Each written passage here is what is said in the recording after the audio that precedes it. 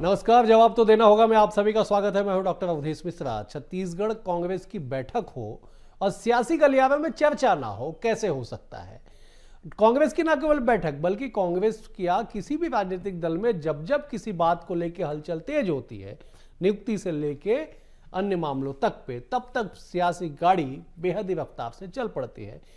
ताजा मामला कांग्रेस की बैठक को लेकर है कि जो दिल्ली में आयोजित है। दिल्ली में बैठक होगी। बड़े नेता कांग्रेस के तय करेंगे कि प्रदेश कांग्रेस की दशा और दिशा क्या होगी, किस तरह से गाड़ी चलेगी, क्या कुछ आगे होगा। लेकिन बीजेपी तंज कस रही है कि साहब क्या होगा इन बैठकों का, उन बैठक के निर्देशों को पालन कौन करेगा, कौन इन बातों को मानेगा। कांग्रेस कह रही है कि बीजेपी अपना घर देख ले तो शायद ज्यादा बेहतर होगा, दूसरे दलों में ताक झाक करने के बजाय। खैर, आज इसी विषय पे करेंगे चर्चा। उससे पहले देख लीजिए खास रिपोर्ट।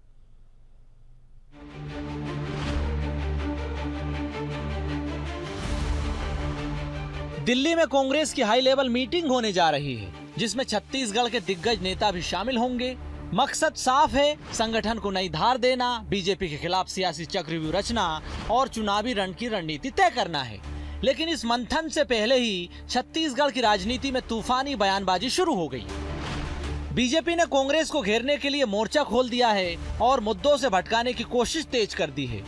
राष्ट्रीय अध्यक्षों की तुलना कर सियासी तंज कसे जा रहे हैं।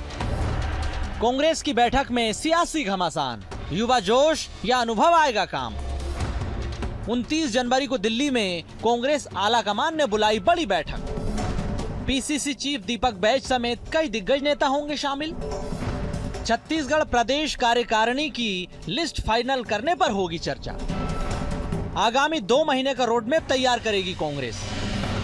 बैठक में मिले निर्देशों का किया जाएगा पालन। बीजेपी ने कांग्रेस राष्ट्रीय अध्यक्ष को लेकर साधा निशाना। दोनों दलों के राष्ट्रीय अध्यक्ष की उम्र में डबल का फर्क। दिल्ली में होने वाली कांग्रेस की बैठक अहम मानी जा रही है। पीसीसी चीफ दीपक बैज भी इस बात का दावा कर रहे हैं, लेकिन बीजेपी ने इसे युवा जोश से जोड़ दिया है। नए राष्ट्रीय अध्यक्ष नितिन नवीन को युवा बताते हुए डिप्टी सीएम विजय शर्मा का कहना है कि अगर दोनों पार्टियों के राष्ट्रीय अध्यक्षों को देखें तो उम्र में भी डबल का फर्क नजर आता है। भारत का युवा भी अपना स्थान पार्टियों में देखना चाहता है। 29 तारीख को, हालांकि परसों 3:30 बजे इंदिरा भवन में हमारे राष्ट्रीय अध्यक्ष माननीय मल्लिकार्जुन खड़गे जी, माननीय राहुल गांधी जी, लोकसभा के नेता प्रतिपक्ष, उनकी उपस्थिति में फिर से एक बड़ी बैठक होने जा रही है और उसमें हम लोग भी आमंत्रित किए हैं, तो हम लोग भी पूरी तैयारी के साथ बैठक में जाएंगे। मेरा इसमें स्पष्टता से कहना है कि जो प्रतिमान अभी भाजपा ने गढ़ा है कि नौजवान एक कार्यकर्ता नीचे से उठ करके राष्ट्रीय अध्यक्ष का दायित्व संभालता है, इस प्रतिमान के समक्ष पहुंचना पड़ेगा, इस आसपास पहुंचना पड़ेगा। अभी दोनों पार्टी के राष्ट्रीय अध्यक्षों को आप देखेंगे तो उम्र में लगभग डबल का अंतर हो रहा है, तो इनके सामने बड़ा चैलेंज है। तो बैठेंगे दिल्ली में तो मैं सोचता हूं कि चर्चा करेंगे और अच्छा होगा कि अच्छा विपक्ष रहे। कांग्रेस की बैठक अब संगठनात्मक कवायद से ज्यादा सियासी नैरेटिव की जंग बनती जा रही है। युवा और अनुभव की बहस असल मुद्दा थे ही नहीं, लेकिन अब एक दूसरे को घेरने का हथियार बन चुके हैं। बीजेपी इसी अंदरूनी बहस को मुद्दा बनाकर कांग्रेस पर हमला बोल रही है। युवा बनाम अनुभव की सियासत छेड़कर दबाव बनाने की कोशिश है, मगर अब दाव कांग्रेस के पाले में है और अब देखना होगा कि कांग्रेस इस घमासान में जोश का धार देती है या अनुभव को हथियार बनाती है, क्योंकि यही फैसला आने वाली सियासत की दिशा और दशा तय करने वाला है। Bureau report, BSTV Chhattisgarh.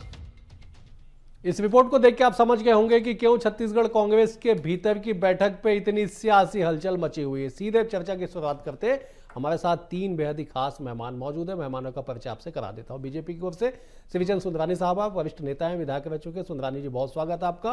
Congress की ओर से सुरेंद्र वर्मा जी, वरिष्ठ नेता है, विद्वान प्रवक्ता है। सुरेंद्र जी, आपका भी स्वागत है। सियासत के हर खबर पे पैनी नजर रखने वाले वरिष्ठ पत्रकार प्रफुल्ल पारे जी भी हमारे साथ है। प्रफुल्ल जी, आपका भी बहुत बहुत स्वागत है। प्रफुल्ल जी, मैं चर्चा की शुरुआत आपसे करता हूं कि कोई भी राजनीतिक दल में अगर दिल्ली के स्तर पे हलचल हो तो प्रतिक्रिया आनी स्वाभाविक है, लेकिन कांग्रेस की बैठक पे बीजेपी की थोड़ी नजर ज्यादा है, क्यों, जरा समझाइए। अब देखिए, कांग्रेस निश्चित रूप से मुख्य विपक्षी दल है, तो भारतीय जनता पार्टी की नजर तो उस पर रहेगी ही, बहुत स्वाभाविक है।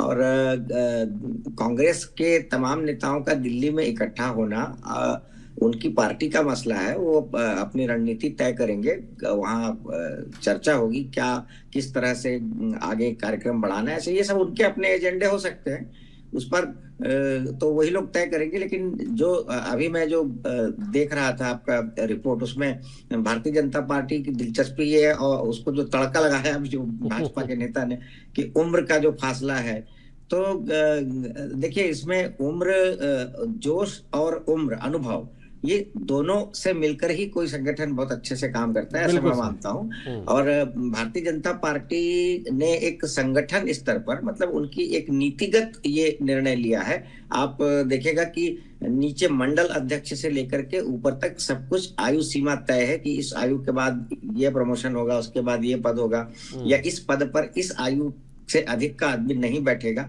तो इस तरह वो उनका अपना संगठनात्मक ढांचा है।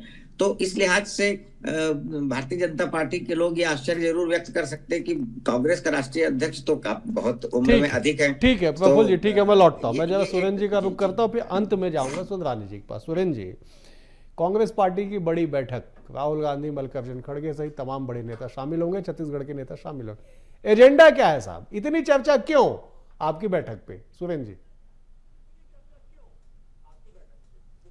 अवधेश जी, यह सामान्य प्रक्रिया है। जो राष्ट्रीय हित के मुद्दे होते हैं उस पर एआईसीसी इस तरह से राज्यों के प्रतिनिधियों को, राज्यों के नेताओं को बुला के जो है आने वाले समय में जो कार्य योजना बनेगी उसके संदर्भ में कार्यक्रम तय करती है। वर्तमान में जो राष्ट्रीय हित के मुद्दे हैं, मनरेगा को लेके जो दुर्भावनापूर्वक परिवर्तन किए गए, एसआईआर की प्रक्रिया को जिस प्रकार से दूषित किया जा रहा है भारतीय जनता पार्टी के नेताओं के द्वारा, तो ये बड़े प्रोग्राम हैं जिसके संदर्भ में आने वाले समय में यहाँ किस प्रकार से कैसे उस आंदोलन को बढ़ाना है उसके संदर्भ में ये तो सामान्य प्रक्रिया है। राष्ट्रहित के मुद्दों पर चर्चा भी होती है और कार्यक्रम तय किए जाते हैं। मूल बात जो है भारतीय जनता पार्टी की दुर्भावना इसी तरह से, देखिए, अपनी अक्षमता को छुपाने के लिए ऐसे कुतर्क गढ़े जाते हैं। प्रदेश के डिप्टी सीएम हैं विजय शर्मा जी, अभी हाल ही में आपने देखा कि महासमुंद एसपी उनके साथ में बहस करता है और उसके बाद में उसको सीआईडी में भेज दिया जाता है। आज की घटना है, उन्हीं के गृह जिले कबीरधाम के एसपी जो हैं वो 2 पन्ने की चिट्ठी सरकार को लिखे हैं। तो जिस मंत्री का, जिस डिप्टी सीएम का अपने क्षेत्र में, अपने निर्वाचन क्षेत्र में, अपने विभाग में जो है पकड़ नहीं है, वो राष्ट्रीय विषय पर बात करे। खड़गे जी का निश्चित तौर पर अनुभव 50 साल से ऊपर का है। ये कांग्रेस है जहां एक दलित बेटा, मिल मजदूर का बेटा, ब्लॉक अध्यक्ष से लेके 50 साल के अपने राजनीतिक यात्रा में राष्ट्रीय अध्यक्ष तक पहुंचा है। 7,897 लोग जो है देश भर से जो डेलीगेट चुने गए थे उन्होंने मतदान किया और 9,387 लोगों ने मतदान किया था, जिसमें 7,893 वोट जो है खड़गे जी पाए थे। तो ये कांग्रेस पार्टी है। दूसरी तरफ ये अगर उम्र इनको याद आता है राष्ट्रीय अध्यक्ष के संदर्भ में, तो प्रदेश में भी देख ले, दीपक बैज जी 40 साल की अवस्था में जो है उम्र में जो है प्रदेश अध्यक्ष बने, और किरण देव कितने आयु है उनकी, वो भी देख ले। देखिए ये कुतर्क है भारतीय जनता पार्टी का। ठीक है, नितिन नवीन के संदर्भ में वो कह रहे हैं, नितिन नवीन यही, भाजपा तो परिवारवाद का विरोध करती थी, पिता की विरासत ही तो संभाले। ठीक है सुरेंद्र जी, ठीक है सुरेंद्र जी, मैं लौट रहा हूँ सुरेंद्र जी, मैं लौट रहा हूँ। जब सुंदरानी जी का रुको, सुंदरानी जी, कांग्रेस पार्टी की बैठक है, बीजेपी इतना इंटरेस्ट क्यों ले रही है? क्या मायने, क्या मकसद? सुंदरानी जी। देखिए, कांग्रेस पार्टी का हालांकि ये अंदरूनी मामला है, वो बैठक कितनी भी कर लें कोई फर्क नहीं पड़ता। 125 साल पुरानी बूढ़ी कांग्रेस के बूढ़े नेता जो दिल्ली में बैठ के निर्णय करते हैं प्रदेशों में लागू नहीं होता। कई खंडों में बटी हुई कांग्रेस पार्टी आज चाहे कितना भी ताकत का इंजेक्शन दिल्ली वाले लगा लें या खड़गे जी लगा लें, राहुल गांधी जी लगा लें, उस इंजेक्शन का कोई असर नहीं होने वाला। छत्तीसगढ़ में कांग्रेस पार्टी अब अपने अस्तित्व के लिए लड़ाई लड़ रही है। कांग्रेस पार्टी के पास कोई काम नहीं बचा, सिर्फ एक बयानबाज नेता के रूप में दीपक बैज जी हर मुद्दे पे एक बयान जारी कर देते हैं। इसके अलावा कांग्रेस पार्टी के काम कोई बचा नहीं। दूसरों के आंदोलन में बोलते ना, बेगानी शादी में अब्दुल्ला दीवाना। अगर कोई कर्मचारी, कोई बीएड के छात्र या रसोईया आंदोलन करते हैं तो उस पे जाके अपनी नेतागिरी शुरू कर देते हैं। इसके अलावा कोई काम नहीं। अरे हमारी सरकार है, हम समाधान करेंगे, हम निश्चित रूप से लोगों की मांग पूरी करेंगे। कांग्रेस पार्टी को बहुत ज्यादा चिंता करने की जरूरत नहीं है। कांग्रेस पार्टी अपने संगठन को बचा ले। कांग्रेस के संगठन की जितनी बुरी हालत है छत्तीसगढ़ में, कई खंडों में बटी हुई कांग्रेस पार्टी है। कई खंडों में कोई एक गुट होता, दो गुट होता, ऐसा नहीं है। हर नेता का अपना एक गुट है। कहीं पे भी आपस में सामंजस्य नहीं, आमना सामना होने पे बातचीत नहीं होती, नमस्कार नहीं होती। ठीक है। एक अध्यक्ष बनने की तैयारी करता है, अपना सूट बूट बना लेता है। ठीक है सुरेंद्र, ठीक है सुंदरानी जी, मैं लौटता हूँ आपके पास। ठीक है, मैं सुरेंद्र जी से संक्षेप में जवाब लेता हूँ। सुरेंद्र जी, बहुत संक्षेप में 2-3 पॉइंट पे पिन पॉइंटेड जवाब दीजिएगा, फिर मैं सवाल के साथ आऊंगा। सुंदरानी जी ने कहा साहब बेगानी शादी में अब्दुल्ला दीवाना कांग्रेसी नेता बने फिर रहे। उन्होंने कहा कि कोई भी इंजेक्शन लगा लीजिए, छत्तीसगढ़ कांग्रेस में असर नहीं होने वाला है। बूढ़ी कांग्रेस, बूढ़े नेता, जवाब दीजिए।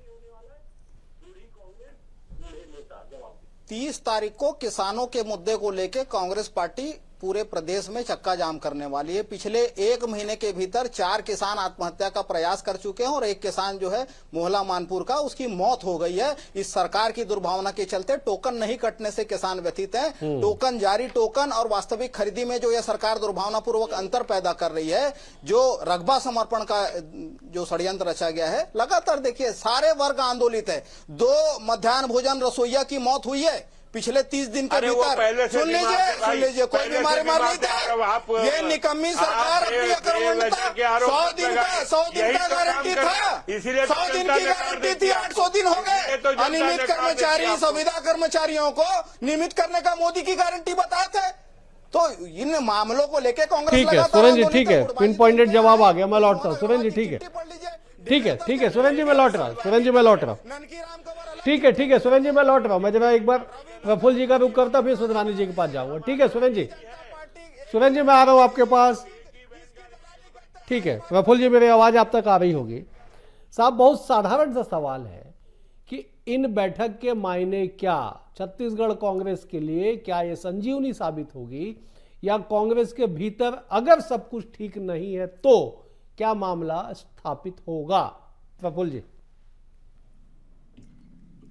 देखिए, कोई भी राजनीतिक दल, मैं ऐसा मानता हूं कि छत्तीसगढ़ में प्रदेश कांग्रेस जो है वो अगर उनका केंद्रीय आला कमान एक बैठक कर रहा है, वो राज्य के नेताओं से मिलजुल रहा है, तो निश्चित रूप से छत्तीसगढ़ में भारतीय जनता पार्टी की सरकार है, कांग्रेस विपक्ष की भूमिका में है। तो कुछ न कुछ आपस के गिले शिकवे ये सब बैठकों में सामने आते हैं, कार्य योजनाएं बनती हैं। तो ये तो एक, मुझे ऐसा लगता है कि बहुत साधारण सी एक प्रक्रिया है जो एक राजनीतिक दलों में होती है। और इसमें तो कोई संदेह नहीं कि राजनीति में अगर कोई राजनीतिक दल है, और खासकर कांग्रेस में, कांग्रेस की गुटबाजी तो किसी से छिपती नहीं है। ये तो राहुल गांधी के सामने कांग्रेस के जो जिला अधिकारी है वो ये कह चुके हैं। तो ये उनका अपना लुकआउट है, और ये सदियों से, मतलब जब से मैं देख रहा हूँ तब से चला आ रहा है। तो इससे कांग्रेस की सेहत पर फर्क भी पड़ता है, उसको नुकसान भी उठाना पड़ता है इन सब चीजों के चलते। लेकिन फिर भी अब वो कांग्रेस के स्वभाव में है, उसको वही लोग बदल सकते हैं, हम और आप क्या बदल पाएंगे? तो ये फैसला उनको करना है। और अगर कोई दल वहां पर इकट्ठा हो रहा है और उनके सारे बड़े पदाधिकारी राज्य के नेताओं से मिलजुल रहे हैं और कोई आंदोलन करना चाह रहे हैं भारतीय जनता पार्टी को या सत्ता पक्ष को घेरना चाह रहे हैं, तो ये अच्छी बात है, ये उनको करना भी चाहिए। ठीक है सुंदरानी जी, जवाब दीजिएगा। क्यों आपको ऐसा लगता है कि कांग्रेस इतनी खंडों में बटी हुई है कि साहब हर नेता का अपना अपना गुट है? दूसरा, सुरेंद्र जी कह रहे साहब 30 तारीख को चक्का जाम किसानों के मुद्दे को लेके कांग्रेस करेगी बड़ा आंदोलन, क्या तैयारी आप लोगों की? देखिए डॉक्टर अवधेश जी, कुछ न कुछ तो आखिर दिल्ली वालों को दिखाना होगा, क्योंकि गर्दन पे तलवार दिल्ली वालों ने लटका के रखा है। कब प्रदेश अध्यक्ष जी की छुट्टी हो जाए, लेकिन वो अपनी व्यवस्था को बचाने के लिए, अपने पद को बचाने के लिए टोकन मात्र की बात करते हैं ये लोग। इनके पास न कोई मुद्दे हैं, न इनके पास लड़ने की क्षमता है, न इनके पास कार्यकर्ता है जो किसी मुद्दे को लेकर लड़े। रहा सवाल प्रदेश में किसान का मुद्दा हो चाहे कर्मचारियों का मुद्दा हो, भारतीय जनता पार्टी की डबल इंजन की सरकार हर वर्ग के लिए सोचती है। किसानों का हम 1,30,000 मेट्रिक टन धान खरीद चुके हैं, 70,000 टोकन हमने दे दिए हैं और 2 दिन का वक्त हमारे पास है। हमने जो लक्ष्य निर्धारित किया निश्चित रूप से हम उस लक्ष्य में पूरा करेंगे। ये भ्रम फैलाने का काम बंद करें, किसानों को बहकाने का काम बंद करें। ये छत्तीसगढ़ में अपनी पार्टी को संभाल लें, अपने संगठन को बचा लें। इनके पास अपना संगठन बचाने की चिंता होनी चाहिए, सिर्फ बयानबाजी से कोई काम नहीं होगा। जनता का विश्वास इसलिए नहीं जुड़ता इनके साथ क्योंकि ये सिर्फ बयानबाजी तक सीमित होते हैं।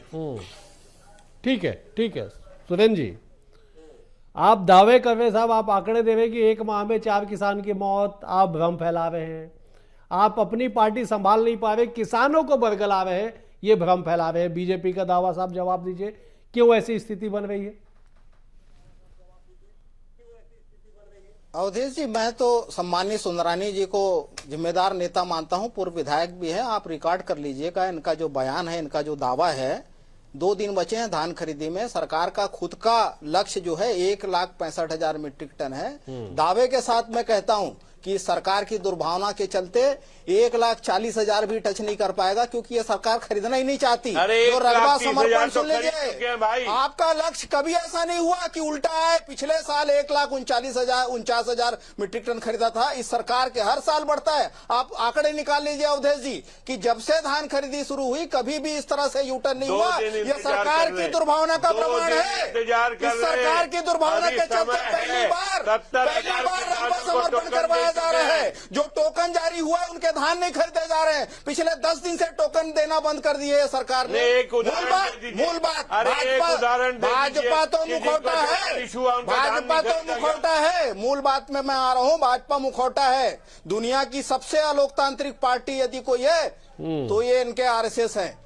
100 साल से ऊपर हो गए, ये 100वीं वर्षगांठ मनाए, अभी तक केवल 17 साल से भागवत जी हैं और कब तक रहेंगे ये बता नहीं सकते। सुरेंद्र जी, ये धान खरीदी के चर्चा में अचानक आरएसएस कहां से आ गई? निकाल रहे हैं उनके मुनाफे के लिए। अडानी की तिजोरी भरने जो काम करेगा उसकी पर्ची अध्यक्ष के तौर पर निकलेगी। आपको याद होगा नड्डा जी का निर्वाचन कैसे हुआ, नितिन गडकरी, राजनाथ सिंह जैसे लोगों की क्या स्थिति है भाजपा में। तो हम दो और हमारे दो का सत्ता और संगठन में कब्जा है। नितिन नवीन कैसे बने उसके संदर्भ में पूरा छत्तीसगढ़ जानता है। कौन साय है, कौन जैन है, 1500 करोड़ कहां से आया।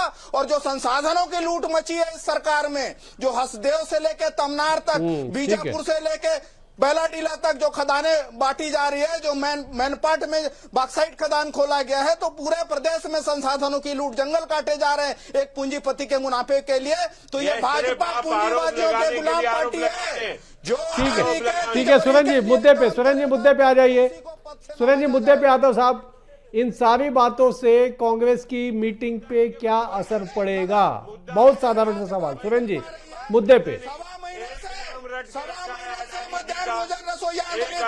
ठीक है सुरेंद्र जी, मैं प्रफुल्ल जी का रुख कर रहा हूं, उसका सुरेंद्र जी के पास आऊंगा। प्रफुल्ल जी, इन सारे मुद्दों पे, धान का मुद्दा, किसान का मुद्दा, प्रदेश में अन्य कई जो मुद्दे हैं जिसको लेके कांग्रेस लगातार सड़क पर उतरने की बात कह रही है साहब, इन मुद्दों से जो बैठक दिल्ली में होने वाली है उस पर कितना प्रभाव पड़ेगा?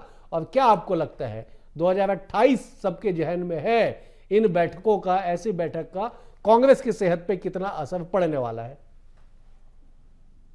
नहीं, देखिए, सेहत की बात है अवधेश जी।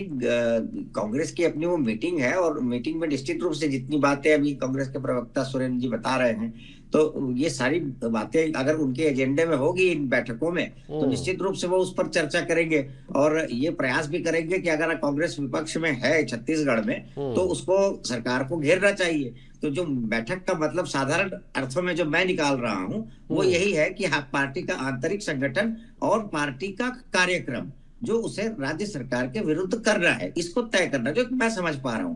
तो इसलिए मुद्दे अगर हैं, उन मुद्दों पर चर्चा होती है और पार्टी को किस लाइन लेंथ, किस तरीके से, कितने एग्रेसिव होकर के या कैसे उसको जमीन पर ले जाना है, तो ये सब वो तय करेंगे, ये ऐसा मुझको लगता है। तो सेहत वाली बात को क्या ये समय बताएगा, अभी मीटिंग के बाद क्यों क्या योजना बनती है।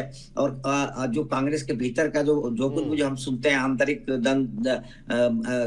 प्रदेश अध्यक्ष और उनके दूसरे जो युवा नेता नहीं, अच्छे अनुभवी नेता भूपेश बघेल जी, और ये हम लोग सुनते रहते हैं गुटबाजी, ये सब अब ये सब उनका मैटर है। इस पर कैसे वो निपटते हैं ये भी एक मीटिंग का विषय होगा। लेकिन कुल मिलाकर के मुझे ऐसा लगता है कि बैठक का मतलब बैठक में रणनीति बनती है और कार्यक्रम। सुरेंद्र जी, बहुत पिन पॉइंटेड सवाल है मेरा, पिन पॉइंटेड जवाब दीजिएगा, इधर उधर आप मत लेके जाइएगा, विद्वान नेता है। कांग्रेस की बैठक से छत्तीसगढ़ कांग्रेस की सेहत पे कितना प्रभाव पड़ेगा, कार्यप्रणाली पे, मुद्दों को लेके धरातल पे उतरने को और आने वाले समय के प्लानिंग को लेके? सुरेंद्र जी। अवधेश जी, जहां तक मेरी जानकारी है, ये बैठक जो है राष्ट्रीय मुद्दों को लेकर जो मोदी सरकार ने दुर्भावनापूर्वक मनरेगा में परिवर्तन किए, जो एसआईआर की प्रक्रिया जो चल रही है उसको लेकर है। मनरेगा में जो रोजगार की गारंटी का अधिकार का कानून था, दुनिया का एकमात्र देश था भारत जिसमें जो मजदूर हैं उनको, कामगारों को गारंटी दी गई थी, उसको इस सरकार ने दुर्भावनापूर्वक योजना में बदल दिया। जो 60-40 जो है राज्यों पर लादे गए हैं आर्थिक बोझ, उसके जो चरणबद्ध आंदोलन चल रहे हैं, कार्यक्रम चल रहे हैं, जिम्मेदारी तय की है। ये सरकार जो है अपनी जिम्मेदारी तो तय नहीं कर पा रही है। छत्तीसगढ़ में 90% गांव में मनरेगा बंद है पिछले 2 साल से। ठीक है सुरेंद्र जी, मुद्दे पे आ जाइए। सुरेंद्र जी, ठीक है सुरेंद्र जी, आप डिस्ट्रैक्ट हो जा रहे हैं आज। किस गांव में? तो ये सरकार चाहती नहीं गरीबों को काम मिले। ये सरकार एसआईआर के नाम पर जो है मतदाता चुनने का काम निर्वाचन के माध्यम से कर रही है। तो जो संवैधानिक संस्थाओं पर चोट कर रही है सरकार, उसके खिलाफ, जो मजदूरों के हक के खिलाफ ये मनरेगा में संशोधन लेके आए हैं, तो इनकी दुर्भावनापूर्वक जो केंद्रीय नीतियां हैं उसके खिलाफ, क्योंकि भाजपा। ठीक है सुंदरानी जी, मैं आ रहा हूँ आपके पास। सुंदरानी जी, 1 मिनट। सुंदरानी जी, मैं लौट रहा हूँ आपके पास। सुरेंद्र जी, बहुत संक्षेप में समाप्त कर लीजिए। मैं सुंदरानी जी का रुख करूंगा, फिर समाप्त करूंगा मैं, ठीक है? अवधेश जी, भारतीय जनता पार्टी के नेताओं का पाप इनके जुबान पे आ रहे हैं। हमारे बीएलए जो आपत्ति कर रहे हैं उस पर तो जवाब नहीं है। जो 27, चलिए मैं जवाब ले लेता हूँ, ठीक है सुंदरानी जी, मैं जवाब ले लेता हूँ। सुरेंद्र जी, मैं जवाब ले लेता हूँ, ठीक है? सुंदरानी जी, मेरा सवाल सुनेगा, जवाब दीजिएगा। कांग्रेस बैठक करने जा रही है। सुरेंद्र जी, मैं सवाल ले रहा हूँ। सुरेंद्र जी, ठीक है सुरेंद्र जी, मैं सवाल ले रहा हूँ। सुंदरानी जी, कांग्रेस बैठक करने जा रही है, बीजेपी के रणनीति पे कितना बदलाव प्रभाव पड़ेगा? क्योंकि एक मुख्य विपक्षी दल अगर किसी बात को लेकर तैयारी करती है तो उसका सीधा असर दूसरे दल पे पड़ता है। सुंदरानी जी। देखिए डॉक्टर अवधेश जी, न बीजेपी की सेहत पे इसका असर होगा, न कांग्रेस को इसका लाभ होगा, न 9 मन तेल होगा, न राधा नाचेगी। नीचे कार्यकर्ता है नहीं, बूढ़े बूढ़े नेता, क्योंकि सरकार का चरित्र शुतुरमुर्ग की तरह है। कांग्रेस जनता परेशान रहे तो रहे, ये तो केवल पूंजीपतियों के मुनाफे के लिए काम पर लगे हैं। की ओर है। 35 विधायक है, 15 साल की सरकार के बाद 14 में आ गई थी भाजपा। ठीक है सुरेंद्र जी, एक बार सुंदरानी जी को कंप्लीट करने दीजिए। ननकी राम कंवर ने सही कहा, 5 विधायक नहीं जीतेंगे, आज चुनाव करा ले। ठीक है सुरेंद्र जी, ठीक है आज ननकी राम, ठीक है सुंदरानी जी, आप कंप्लीट कर लीजिए।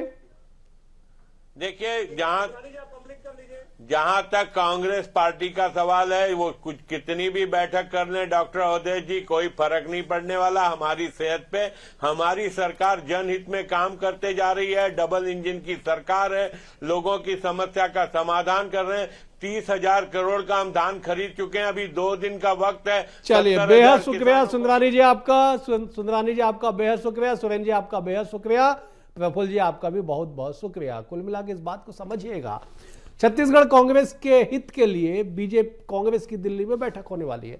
इस बैठक का असर कितना होगा, कांग्रेस की सेहत पे लाभ कितना होगा, वक्त तय करेगा। लेकिन फिलहाल इस बैठक की खबर मात्र से सियासी गलियारों में हलचल तेज है। फिलहाल आज के लिए इतना ही। कल एक और विषय के साथ होगी मुलाकात। बने हुए BSTV के साथ। नमस्कार।